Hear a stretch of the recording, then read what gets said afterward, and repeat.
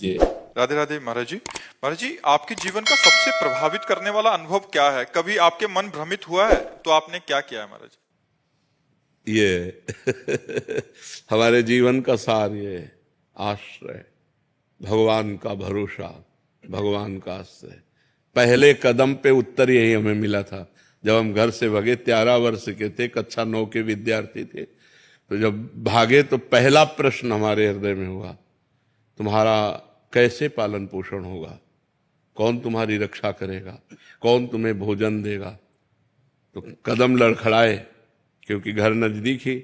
अभी घर से भागे ही थे। सुबह प्रातःकाल 3 बजे माँ से केवल बताया था कि हम कल संत बन जाएंगे। उत्तर आया भगवान। हिम्मत बनी, फिर भागे। 15 किलोमीटर चलने के बाद एक भगवान शंकर का मंदिर है, नंदेश्वर महादेव, बहुत प्रसिद्ध महादेव हैं। वहां जाके बैठ गए। 12 बजे तक बैठे रहे। मन में आया भूख लगी, भोजन कौन देगा? मांगना आता नहीं था, बच्चे थे, विद्यार्थी थे। इतने में 1 लीटर दही लिए हुए एक आदमी आया और उसने पूछा ऐसे हमसे कि ये बच्चा, यहाँ एक सूरदास स्वामी रहते थे, वो उनके दरवाजा बंद है कुटिया का, कहाँ गए? हम कहा हम तो अभी अभी आए, हम किसी को जानते नहीं। बोले अच्छा तुम दही पी लो। 1 लीटर मीठा दही और गांव के दूध गढ़वा का लाल लाल दही ना, अरे पूरा दही पिया। और जब वो चले गए तो शंकर जी से ऐसे लिपट कर रोए कि आज मुझे विश्वास हो गया कि अब मुझे जीवन का पालन पोषण, इतना लंबा जीवन हो गया 13 वर्ष से लेकर अभी तक, तो मतलब 40-42 वर्ष तो हो ही गए। भगवान पार कर लाए। अब तो अंतिम फिल्म है। कब कब कब कहा लीला समाप्त हो जाए। दोनों किडनी खराब है, रोज अतरे दिन डायलिसिस होता है। अब कब लीला समाप्त हो जाएगी? भगवान अब कब तक सेवा बना है, जब तक आप लोगों की तब तक चला रहे हैं। नाम जब अगर होता है और बैठ के आसन पे नहीं हो तो नाम जप से मतलब बैठने खड़े होने से मतलब, चलते चलते हम नाम आड़े बैठे परे उताना, कबीर कहाँ हम राहे ठिकाना। हम खड़े हैं या बैठे हैं या चल रहे हैं या कैसे भी हैं, अगर नाम चल रहा है तो बात बन रही है। मैं नाम जप करता हूँ ना श्री जी की कृपा से। अभी 2 दिन पहले से आना था, एक भैया ने मुझसे कहा कि ड्यूटी रहते, तो मैं उन्हें क्या जवाब दूंगा? कुछ नहीं, हमारी आदत हो गई अपने अनुभव नहीं बताने। ये बिल्कुल सब लोग बात समझ लो। यदि अपनी भक्ति के अनुभव बताओगे कि मैं निरंतर नाम जपने का अभ्यास कर रहा हूं, रुक जाएगा। ये बिल्कुल भयभीत होने की बात है कि अपने साधन को गुप्त रखे। हम कै बजे उठते हैं, कै बजे क्या दिनचर्या होती, किसी को पता नहीं होना चाहिए। अगर कोई देख भी ले कि आप तो इतने बजे उठते हो, आप नहाते हो धोते हो, वो प्रेशर आ गया था इसलिए चले गए थे, रोज का थोड़ी। हमको अपने को छुपाना है। छुपा लोगे तो आपकी भक्ति बढ़ जाएगी, विघ्न पड़ जाएगा, आपकी साधना में विघ्न पड़ जाएगा। ये हम अपने अनुभव से कह रहा हूं, अपने अनुभव। अपनी कोई बात, जैसे बात बतानी है तो संतों की बात कह के बता दे कि ऐसा ऐसा संतों ने कहा है। हम अपनी बात कहते हैं कि हम ऐसा किए तो ऐसा नहीं, बहुत गुप्त रखना। ये परमार्थ है। जैसे अपने धन को हम गुप्त रखते हैं, ऐसे हम अपने भजन रूपी धन को, अपनी दिनचर्या को गुप्त रखें। दीपाली सिंह जी मुंबई से। राधे राधे महाराज जी। महाराज जी, जीवन में हर शुभ कार्य शुरू होने से पहले आखिर इतनी बाधाएं क्यों आती हैं महाराज जी? नहीं, ऐसा नहीं है। ऐसा नहीं है कि सबके जीवन में बाधाएं ही आती है, ऐसा भी नहीं है। बड़े शुभ कार्य होते रहते, पर हाँ, जब हम शुभ कार्य करते हो हमारा बुरा प्रारब्ध होता है, तब बाधाएं आती है। ऐसा नहीं कि हर आदमी के शुभ कार्य करने में बाधाएं ही आती हो, ऐसे नहीं, सबके अनुभव ऐसे नहीं है। हमारा प्रारब्ध बुरा है और हमने शुभ कार्य शुरू किया तो बाधाएं और विघ्न आ जाते हैं, और उन बाधाओं विघ्नों को निवारण करने के लिए विघ्नेश्वर हैं। इसीलिए हम प्रथम गजानन की पूजा करते हैं, गणेश भगवान की पूजा करते हैं, वो विघ्नराज है। अगर हम कोई शुभ कार्य प्रारंभ करते तो गणेशाय नमः शुरुआत उन्हीं से होती। गणानां त्वा गणपति गं हवामहे, प्रियाणां त्वा प्रियपति गं हवामहे, निधीनां त्वा निधिपति गं हवामहे। सर्व विघ्न हारक गणेश भगवान है। गणेश भगवान का चिंतन करे, भगवान का चिंतन करे, मंगल भवन भगवान श्री हरि का चिंतन करे। कौन सा विघ्न? जिते विनायक शुभ अशुभ, विघ्न करे नहीं कोई, विघ्न करे नहीं कोई, डरे कलिकाल कष्ट भय, हरे सकल संताप, हरस हरिनाम जपत जय। जिस समय भगवान का सुमिरन करते हुए कदम बढ़ाओगे उस समय हर विघ्न नष्ट हो जाएगा। देखो हनुमान जी विघ्न के पुंज में प्रवेश कर रहे हैं, लंका में विघ्न ही का पुंज है, सब कुछ विपरीत है वहां। एक विभीषण जी त्रिजटा, एक दो को छोड़कर सब पूरे के पूरे राक्षसी स्वभाव के ही हैं। प्रविश्य नगर की जय सब काजा, हृदय राखि कौशलपुर राजा। यदि हृदय में हम भगवान का चिंतन करते हुए कोई भी शुभ कार्य करें तो बाधा नहीं, हमें बाधा नहीं पहुंचा सकते। जहां राधा है वहां बाधा कहाँ है? जहां राधा वहां बाधा कहाँ है? खूब नाम जप करो, मंगलमय भगवान की जय बोलो और अपने कार्य में शुरू हो जाओ तो कहीं कोई बाधा नहीं है। विजय श्री वही है जहां भगवान का चिंतन है, और जहां भगवान का चिंतन है तब तो माया है ही। अमित कुमार राज जी। राधे राधे महाराज जी। राधे राधे महाराज जी। महाराज जी, भगवत गीता या वेदों का सबसे महत्वपूर्ण संदेश क्या है? आज के जीवन के लिए सच्ची भक्ति और दिखावे की भक्ति में क्या अंतर है? पहला, हर शास्त्रों का एक ही संदेश है, अज्ञान का नाश करके अपने स्वरूप में स्थित हो जाओ, अर्थात भजन करके भगवत प्राप्त हो जाओ। भक्ति में भजन करके भगवत प्राप्त हो जाओ, ज्ञान में अज्ञान का नाश करके अपने स्वरूप में स्थित हो जाओ, अष्टांग योग में अपनी चित्तवृत्ति का निरोध करके परमात्मा प्राप्त हो जाओ। सब शास्त्रों का, सब साधनों का एक ही फल है।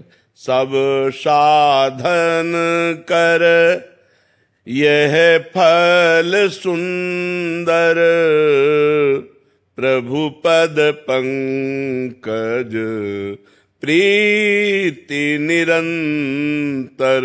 अंतर रहित भगवदाकार वृत्ति, यही सब शास्त्रों का सार है। और आज हो चाहे कल हो, भक्ति का स्वरूप नहीं बदलता है, वही भक्ति का स्वरूप है।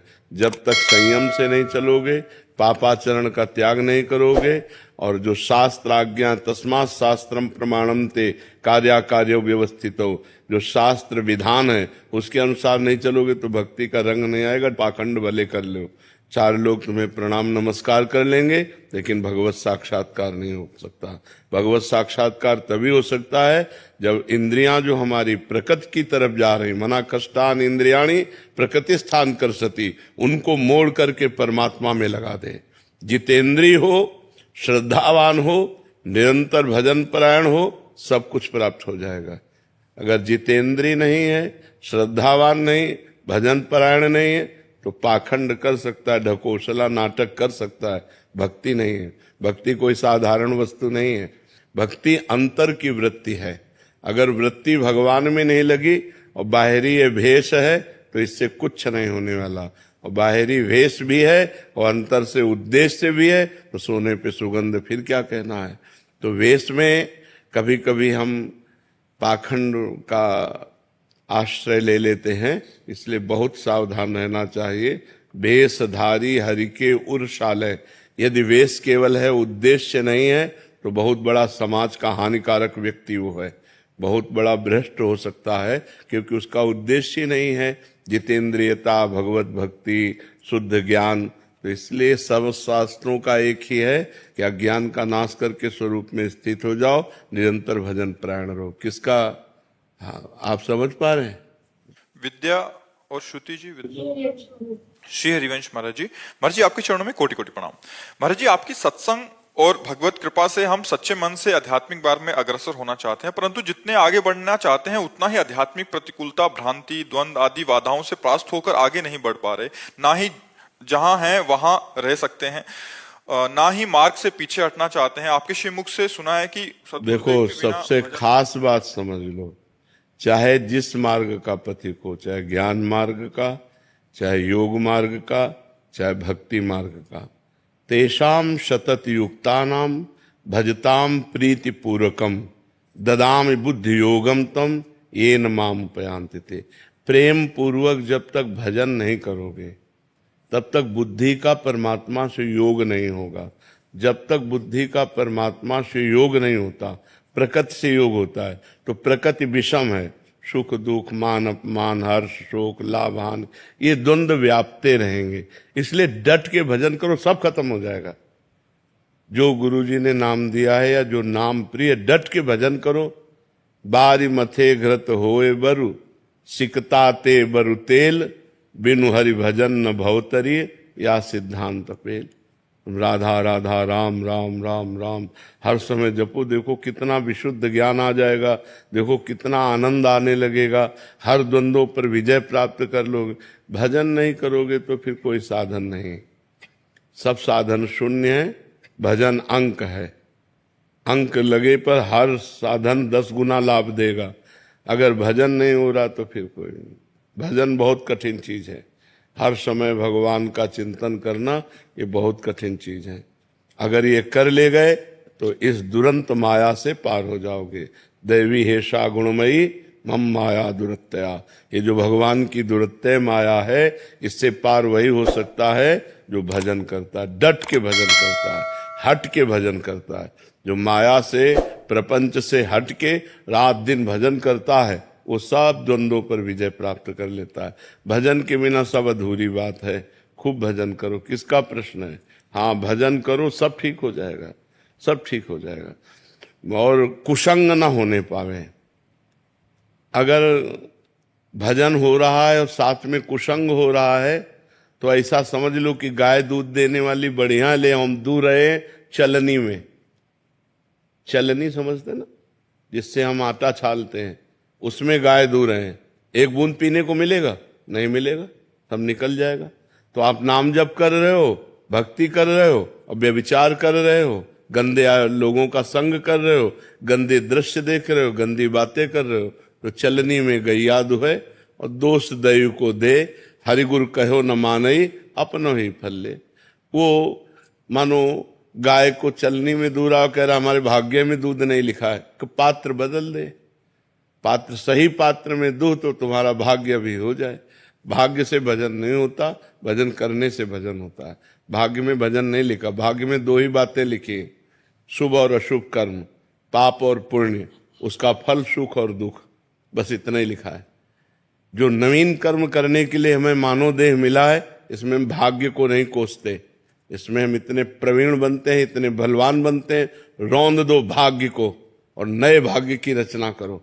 मनुष्य शरीर नए भाग्य की रचना के लिए मिला है, पुराने भाग्य से बर्बाद होने के लिए नहीं मिला। अब भजन नहीं हो, लोग कहते हैं जवानी में भजन करने के, जवानी कोई भजन करने की है क्या? जवानी ही भजन करने की है। अच्छा, बुढ़ापे में सोच भी लोगे तो क्या कर पाओगे? जवानी में सोचा और क्रिया में उतर गए। तो अगर नाम जब चलता होता, यार नहीं, दूसरों को बचाओ और खुद बचो। और अगर अपनी बुद्धि ठीक नहीं है, भजन परायण नहीं है, तो दूसरों को भी कष्ट देगी और खुद नरक भोगेगी, कष्ट भोगेगी। इसीलिए हम कहते हैं अध्यात्म के बिना मनुष्य राक्षस है। राक्षस रूप नहीं है, चिंतन राक्षसी हो जाता। तो बहुत होश में, और ये होश बिना भजन के नहीं। अगर भजन करोगे तो होश में रहो, डर लगेगा। आपका चेहरा आ जाता है महाराज जी की, महाराज जी ने ये कहा है, हाँ, ये नहीं कहा। हाँ, कल हमसे एक प्रश्न कर रहे थे कि जवानी में भजन करने की क्या आवश्यकता है? जवानी में ही है, क्योंकि इस समय उद्दंडता, बल, इंद्रियों में सब कुछ रहता है, हम कंट्रोल कर सकें अपने को। अब हमारी बुद्धि ड्राइवर है हमारे जीवन की। अगर बुद्धि शुद्ध है तो सही मार्ग पे चलेगी, और बुद्धि अशुद्ध है तो एक्सीडेंट करवा देगी, कहीं ना कहीं कोई न कोई घटना करवा देगी, पूरा जीवन बर्बाद हो जाएगा। इसलिए नाम जप करो। समस्याओं का समाधान भगवान है, इंसान नहीं है। भगवान हर समस्या का समाधान है। वो कर तुम अकर तुम अन्यथा कर तुम सर्व समर्थ है। भगवान को लेकर चलो। अब आप बड़े गर्व से घर से निकले, लौटोगे कि नहीं क्या भरोसा? घर से निकलो भगवान का चिंतन करते हुए, भगवान का स्मरण करते हुए। वो बचाएंगे, वो आपकी रक्षा करेंगे। इसका नाम मृत्यु लोक है, बड़ा भयावह है। कब कहाँ कौन सी घटना हो जाए कुछ पता नहीं है। आप किनारे किनारे रोड के जा रहे हो, गाड़ी बहकी हुई आ रही, आपको रौंद के चली गई। वो नाम जप है भगवान का, वो रक्षा कर लेंगे। करो सदा तिनके रखवारी, जिम बालक राखे महतारी। जैसे बच्चे की रक्षा माँ करती है, ऐसे भगवान कहते हैं मैं अपने भक्तों की रक्षा करता हूँ। तो इसलिए भक्त बनो, नाम जप करो, भगवान की आराधना करो। और जब कोई ऐसी गंदी घटना करने का मन आवे तो चिंतन करो परिणाम का, कि परिणाम क्या होगा। नहीं भाई नहीं, थोड़ी देर के लिए भाग जाओ, वहां से हट जाओ, अपने मन को शांत कर लो, नहीं तो ऐसी क्रिया करवा देगा, पूरा जीवन बर्बाद हो जाएगा। बहुत शांति से चलने के लिए मनुष्य जीवन मिला है, बहुत आनंद प्राप्ति के लिए। आदित्य राज जी बिहार से। श्री हरिवंश जी। श्री हरिवंश महाराज जी ऐसा क्या करें कि आपके प्रति सेवा बने? राधा राधा राधा, इससे बड़ी कोई सेवा नहीं। हमें जो चाहिए आपसे वो चाहिए कि आपका कल्याण हो जाए, आपका मंगल हो जाए। राधा राधा राधा, बस ये चाहिए। हमारा प्रेमी वही है, हमारा मित्र वही है, हमारा रिश्तेदार वही है, हमारा शिष्य वही है, हमें सुख देने वाला वही है, जो अपने आचरणों को सुधार कर नाम जप कर रहा है। बस आप सुखी हो, हम अच्छे हैं। नहीं, हमारा बैठना किस काम में आया, हमारा बाबा जी बनना किस काम में आया? अगर आप लोग अच्छे आचरण स्वीकार कर रहे हैं, आप सही चल रहे हैं, तो हम अपने को धन्य मान रहे हैं कि हमारा साधु वेश धारण करना धन्य हो गया, हमारा जीवन धन्य हो गया कि 4 लोग सही ढंग से हमारे आदेशानुसार चल रहे हैं। यही प्रसन्नता हमको चाहिए कि आप अपने आचरण सुधारो, आप अपने माता पिता को सुख दो, आप नाम जप करो, स्वस्थ रहो, सुखी रहो। यही हमारी भेंट है, यही हमारे को सुख देना है। हम आपके सत्संग के प्रभाव से ही हमारे इष्ट में दृढ़ता निष्ठा तीव्र हो रही है महाराज जी। ना हम हमारे इष्ट को छोड़ सकते हैं, ना आपको छोड़ सकते हैं। आपका जैसे मन हमारा जैसे समर्पित हुआ है, वैसे वहाँ मतलब कहीं पे भी ऐसा हुआ नहीं है। तो अभी हम इसी दुविधा में है कि आगे कैसे बढ़े। हम जैसे कि रुक का गया है। बिल्कुल नहीं रुकना, आगे बढ़ना है। हम आपके मित्र हैं, जो आपको साधना दी वो आपके गुरु हैं, जो साधना है वही आपको करनी है। हमसे केवल सलाह ले लो और आगे बढ़ो। बात समझ रहे हो? जैसे रास्ते में मित्र मिल जाते हैं, तो हम आपके सत मित्र हैं। सद आज्ञा, सद मार्ग, जिस मार्ग में चल रहे उसी को वहीं पुष्ट करना, नष्ट करना नहीं। जहां हो वही मार्ग चलो। जिनको गुरु बनाया है उन्हीं को गुरु मानो, हमें अपना दोस्त मानो। कि जब परमार्थ में कोई समस्या आई तो अपने दोस्त से पूछ लिया। हम सबके मित्र हैं, हम सबके मित्र हैं। आप हमसे सलाह लीजिए, जो हमें गुरु प्रताप से ज्ञान है वो हम आपको ज्ञान देंगे। चलो अपने मार्ग में, जो जहां जुड़ा है वहीं चलो। जो नहीं जुड़ा है, जुड़ना चाहते हो जुड़ जाओ। जो जुड़ा है, जहां जुड़ा है वहीं चलो। हमारा मकसद अपना बनाना नहीं है, हमारा मकसद आपको भगवान तक पहुंचाना है। आप हमारे बन के चलो, चाहे आप किसी संत के बन के चलो, चलो आप परमार्थ पे चलो, अच्छे बनो, भगवान को प्राप्त हो। तो गुरुजी कृपा करें कि बाधाएं मिट जाएं और ये अज्ञान रुके। हम ये थोड़ी कि कहीं प्रवचन सुने तो अपनी गुरु निष्ठा, इष्ट निष्ठा को छोड़ दे। प्रवचन का मतलब है पावर। हमें पावर मिला, मार्ग मिला, तो हम और दौड़ते हैं उसी मार्ग में। अब जैसे हमारे पास वाहेगुरु जपने वाले आते हैं, तो हम कभी उनको नहीं कहते कि आप राधा जपो। हम भी बोलेंगे आप वाहेगुरु ही जपो, जिससे आपका मार्ग पुष्ट हो। क्योंकि वही वाहेगुरु है, वही राम है, वही कृष्ण है, वही राधा है, वही सब एक ही परम तत्व है। हम जहां लगे हैं वहीं चलें। ये नहीं कि आप हमारा प्रवचन सुनकर अपनी गुरु निष्ठा को छोड़ दें, अपनी इष्ट निष्ठा को छोड़ दें। नहीं, आप अपनी गुरु इष्ट निष्ठा को बढ़ाएं। नहीं तो हमारा सत्संग का मतलब क्या रहा, हमारे संग का मतलब रहा मार्ग रुक जाए आपका, फिर तो हमारा संग कहाँ हुआ, फिर तो कुसंग हो गया। मार्ग बढ़े आपका, जहां आप हो उत्साह हो जाए और आप और उत्साह से उसी मार्ग में बढ़े। अनूप जी। राधे राधे महाराज जी। गुरुदेव, मन शांति रहे और भगवान का नाम जप होता रहे, बट कभी कभी मन अशांत और विचलित सा हो जाता है जप करने पर भी। चिंतन, जब तमोगुणी चिंतन होगा तब मन अशांत और विचलित हो जाएगा, और जब रजोगुणी चिंतन होगा तब मन भोग, मान, प्रतिष्ठा, रुपया, पैसा, इसका चिंतन करेगा। और जब सतोगुण होगा तब वो शांत होकर भजन में लग जाएगा। तीनों गुणों का अपना प्रभाव है, पर हम भजन को न छोड़ें तो रजोगुण और तमोगुण को दबाकर सतोगुण बढ़ेगा और उसकी स्थिति बनी रहेगी, तो हमारा भजन आगे बढ़ता चला जाएगा। हमारा भोजन इसीलिए सात्विक होना चाहिए, प्याज लहसुन तक भी नहीं पाना चाहिए, क्योंकि ये तमोगुणी होते हैं, इससे तमोगुणी की वृद्धि हो जाती है। सतोगुण बढ़ाने वाला भोजन, सतोगुण बढ़ाने वाला पेय पदार्थ, सतोगुण बढ़ाने वाला संग और सतोगुणी शास्त्र, तब हमारा सतोगुण बढ़ेगा, जिससे हमारा चिंतन बहुत बढ़िया होने लगेगा। अगर हमारा चिंतन शांत होकर होने लगा और आनंद मिला भजन का, तो फिर रजोगुण तमोगुण की परवाह नहीं होगी, फिर वो भजन चलने लगेगा। अभी तीनों गुणों के अंतर्गत हम है ना, त्रिगुणातीत तो हुए नहीं, तो इसीलिए इनका प्रभाव पड़ता रहता है। कभी विक्षेप पड़ गया, कभी मन नहीं लग रहा, कभी अशांति, कभी भोग अच्छे लग रहे हैं, कभी भगवान अच्छे लग रहे हैं। ये दशा चलती रहती है। जब सिद्ध हो जाता है भजन, तब फिर वो त्रिगुणातीत हो जाता है, फिर उसका भजन बाधित नहीं होता। इसलिए खूब नाम जप करो, अशांत स्थिति में भी नाम जप करो। अगर हम अशांत है, भोजन पा रहे हैं तो पेट भरी जाएगा ना, तो अशांत स्थिति में भी यदि नाम जप कर रहे हैं तो भाव कुभाव अनखालशहु नाम जपत मंगल दिश दशहु, दशों दिशाओं में मंगल ही होगा।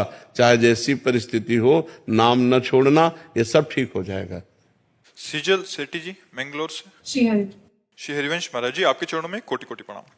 महाराज जी, आपका प्रश्न है कि मानसिक जब प्रारंभ से ही शुरू कर सकते हैं, क्योंकि उपांशु का अभ्यास नहीं है। हाँ, जितना आप अधिक से अधिक मानसिक करेंगे उतना ही लाभ और होगा। पर ध्यान रखिए, निरंतर मानसिक नहीं चल सकता है। यदि वाचिक नहीं हुआ तो उपांशु नहीं हो सकता, उपांशु नहीं हुआ तो मानसिक नहीं हो सकता। 2 4 10 बार के बाद वो मन भाग जाएगा संसार में, फिर क्या करोगे? हाँ, तो ऐसे थोड़ी होता कि पहले ही सिद्ध हो जाए, पहले ऐसा नहीं हो सकता। जब चल रहा है उसे वाचिक में नहीं, कन्वर्ट नहीं करना। अगर वो चल रहा है तो चलने दीजिए, और जहां भागे तो उसे ले आओ तुरंत उपांशु में, तुरंत वाचिक में ले आओ।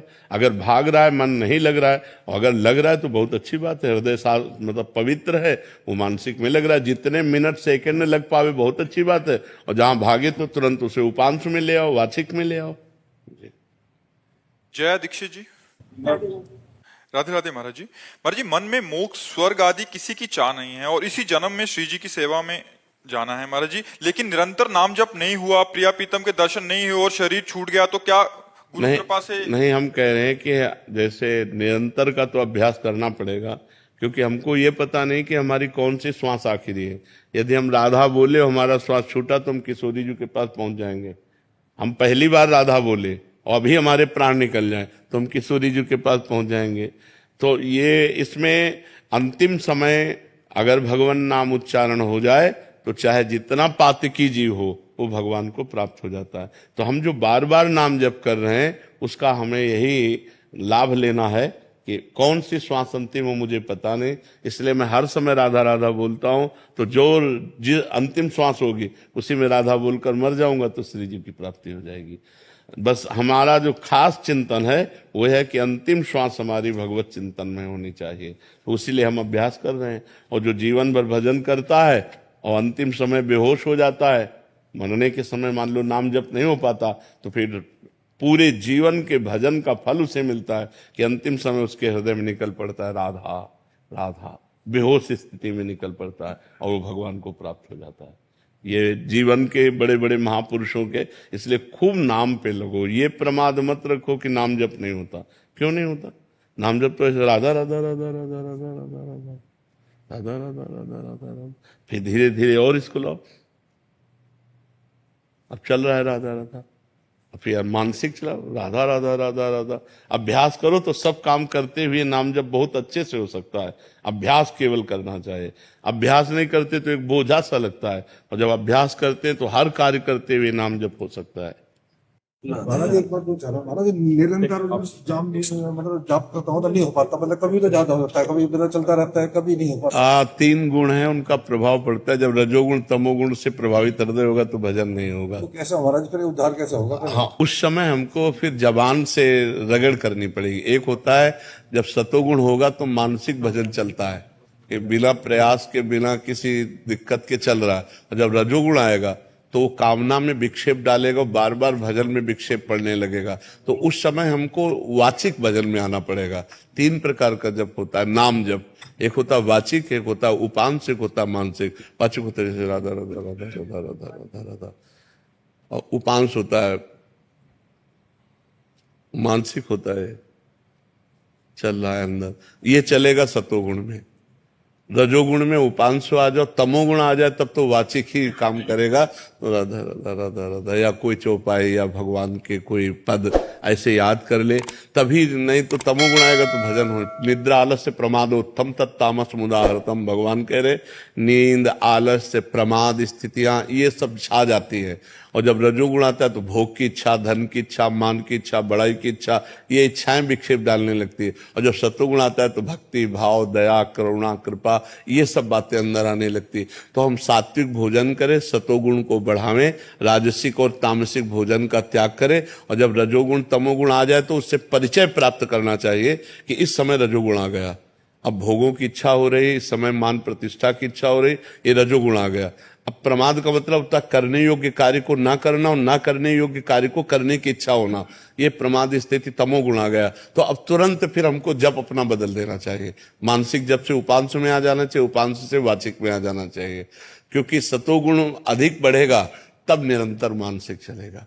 और एक बार चल पड़ा अच्छे से मानसिक पूरा 24 घंटे, तो तमोगुण रजोगुण को बाधित करता रहेगा, वो आ ही नहीं पाएंगे।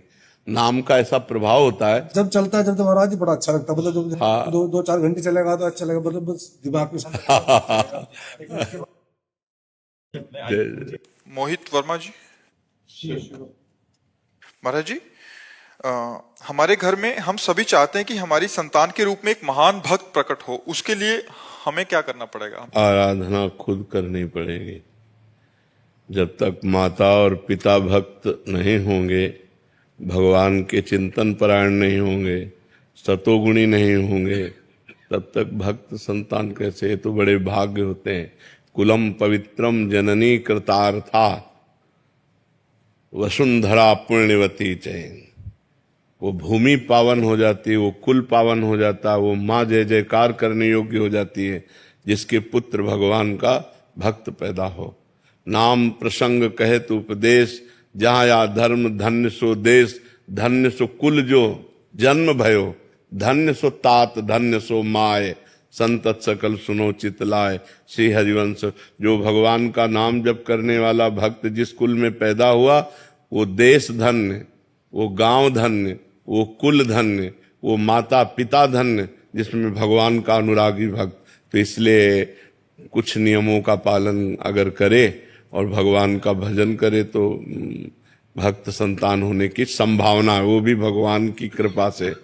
पहली बात तो जिस दिन से गर्भ आ जाए उस दिन से माँ और पिता दोनों ब्रह्मचर्य रहें, पति पत्नी दोनों ब्रह्मचर्य रहें, और सात्विक भोजन पावें, तीर्थों का अवगाहन करें, शास्त्र का स्वाध्याय करें, नाम जप करें और भगवान से प्रार्थना करें, तो जरूर भगवान का भक्त गर्भ से प्रकट हो सकता है। दूसरा कोई उपाय नहीं। संसार का त्याग करके रात दिन भगवान में चित्त जोड़ना है, बहुत बड़ी बात है, ये बहुत बड़ी बात है। तो ऐसा करे, भगवान से प्रार्थना करे और संयम से चले, नाम जप करे, तो वही संस्कार गर्भस्थ शिशु में पड़ेंगे तो जरूर न जरूर भगवान का भक्त या देश भक्त पैदा हो जाए तो जीवन कृतार्थ हो जाए।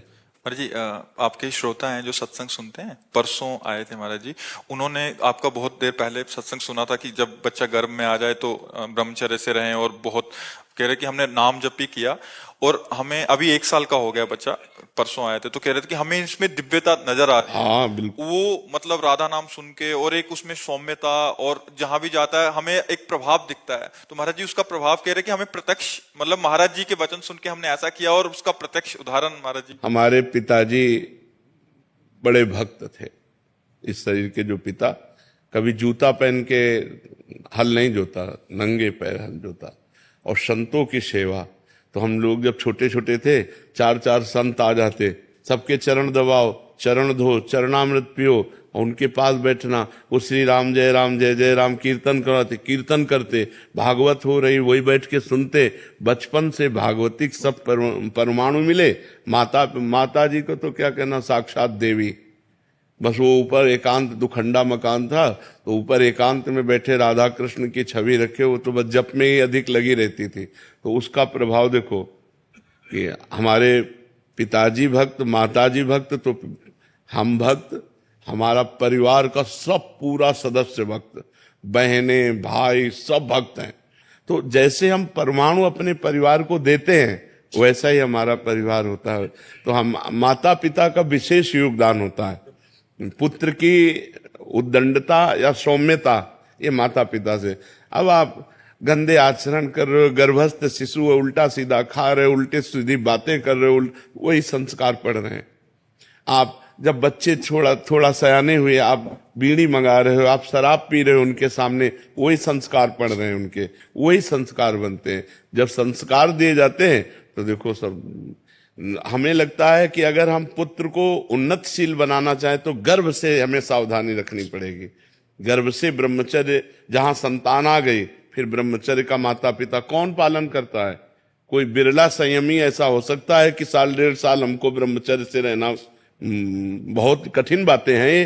तभी संतानें देखो सब कामुक प्रवृत्ति की और मन में मलिनता लिए हुए, अपने माता पिता का भी अपमान करने वाली, समाज में द्रोह पैदा करने वाली, समाज में हानि पैदा करने वाली ऐसी संतानें होती है। तो बहुत सावधानी की जरूरत है।